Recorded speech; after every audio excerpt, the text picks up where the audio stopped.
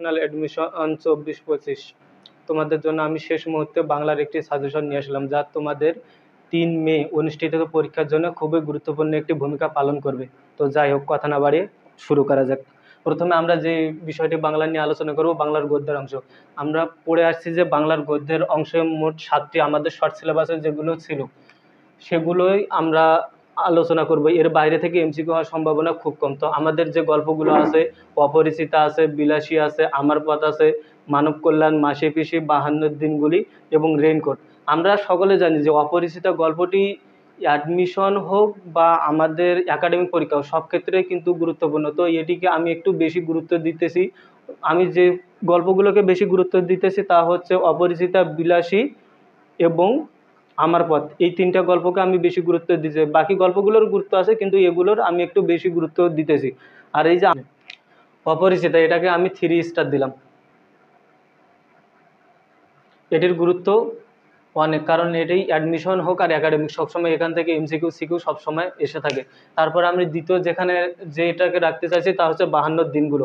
52 দিনগুলোকে আমি ইম্পর্টেন্ট এই জন্য দিতেছি যে এটার সাথে আমাদের 2 রকম কাহিনী। একদিকে এটা আমাদের গল্প, অন্যদিকে আমাদের বাংলার ইতিহাসের সাথে সম্পর্ক আছে, তাই আমি একে দ্বিতীয় স্থানে দিলাম। আর 3 নম্বরে দিলাম আমার পথ।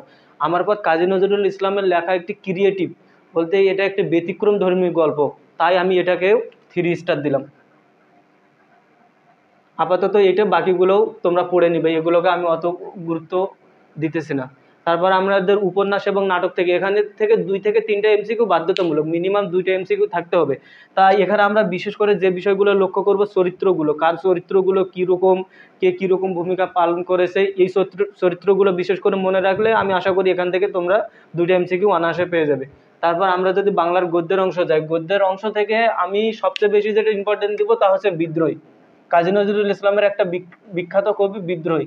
এটির কিন্তু তোমরা যারা পড়েছো, তোমরা যেহেতু অ্যাডমিশন প্রার্থী, আমি জানি যে তোমরা সবাই এই গল্পটি কম হোক বেশি পড়েছো, এটার গুরুত্বটাও অপরিসীম। আমি আশা করি যে এটা তোমরা যদি ভালো করে পড়ো তাহলে একটা এমসিকিউ এখান থেকে তোমরা অবশ্যই পাবে।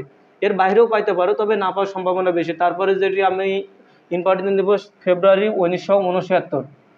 1969 সালে বাংলাদেশের যে গুরুত্বপূর্ণ সময়গুলো ছিল, এই সময়গুলো নিয়ে এই কবিতাটি মূলত লেখা, তাই এটি অনেক গুরুত্বপূর্ণ। তারপরের স্থানে যদি আমি দিই, আমি সোনার ডাবল স্টার দিব, এখান থেকেও আসার সম্ভাবনা অনেক বেশি। আর আমি কিংবদন্তির কথা বলতেছি, এটাকেও আমি ডাবল স্টার দেবো, এখান থেকেও আসার সম্ভাবনা রয়েছে। তবে আমি আশা করি যে এখান থেকে মূলত 8টা এমসিকিউ, 8টা থেকে 10টা হওয়ার সম্ভাবনা রয়েছে, তবে 8টা হওয়ার সম্ভাবনা বেশি। তবে এখানে একটা বিষয় মনে রাখতে হবে, আমাদের বাংলা এবং বাংলা ব্যাকরণ, আমরা যে ডাইরেক্ট যে গল্প থেকে এমসিকিউ পাবো এটা কিন্তু আমাদের মনে করাটা ভুল হবে। কেননা বাংলা ব্যাকরণের অনেক নিয়ম আছে, নিয়মের ভিতর ঢুকে দিবে। হয়তো একটা লাইন দিল, মনে করো যে অপরিচিতা থেকে একটা লাইন দিল, আজ আমার বয়স 27 মাত্র, এখানে এমনও দিতে পারে, এখানে কি কয় নাম কোনটা, বিশেষ্য কোনটা, বিশেষণ কোনটা, এরকমও বাহির করে দিতে বলতে পারে।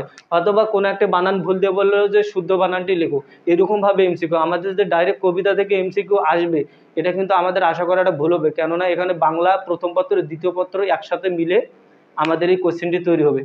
তো বাংলার অংশটিতে আমি প্রথম পত্রের অংশটি শেষ করলাম। এবার আমি বাংলার দ্বিতীয় পত্রের বিষয়টি যদি আলোচনা করি, তাহলে এখানে পদ পদ থেকে তো এমসিকিউ হওয়ার সম্ভাবনা অনেক বেশি, এখানে আমি 3 স্টার দিলাম।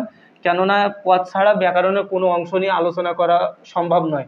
উপসর্গকে আমি তেমন গুরুত্ব দিতেছি না।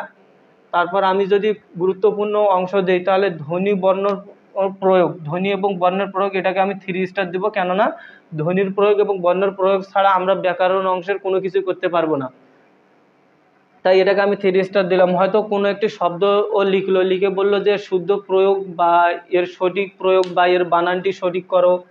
তারপর আছে নত্যবিধান, সত্যবিধান। নত্যবিধানের মূলত একটি কবিতা জাতীয় আছে, ওইটা মুখস্থ করলে আমাদের হয়, তাই নত্যবিধানের এটাকেও আমি 3 স্টার দেবো। কেননা এখান থেকে এমসিকিউ আসার সম্ভাবনা আমি অনেক বেশি দেখতেছি। মনে করো না যে কম এমসিকিউ, এখান থেকে 20টা এমসিকিউ আসতে হলে মিনিমাম 20টা টপিক থেকেই ওরা দিবে, 2-1টা টপিক থেকে তো আর দিবে না। সেই জন্য আমাদের একটু সাজেশনটা একটু বড় হবে। তারপর আমি নত্যবিধান, সত্যবিধান, প্রকৃতি ও প্রত্যয়, এটা থেকে আমি অত গুরুত্ব বলে মনে করেছি না। এই পরীক্ষায় শব্দের শ্রেণী বিভাগ এটারও গুরুত্ব রয়েছে, কেননা কোন শব্দটি কীরকম, এটি থেকে প্রশ্ন আসার সম্ভাবনা অনেক বেশি। আর জ্যোতিচিহ্ন এটাকে তো আমি 3 স্টার কেন 4 স্টারও দিব, কেননা এখান থেকে এমসিকিউ আসবেই বলে আমি আশা করি। কারক বিভক্তি এটাও আমি 2 স্টার দিলাম। আর বাকি সব তোমরা 1 স্টার ধরে পড়ালেখা করলে ইনশাল্লাহ 3 তারিখে যে পরীক্ষাটা আছে এখান থেকে তোমরা 10 থেকে 15 মার্ক অনায়াসে পাবে, যা তোমাদের পরীক্ষা উত্তীর্ণ হওয়ার জন্য অনেক ভূমিকা পালন করবে।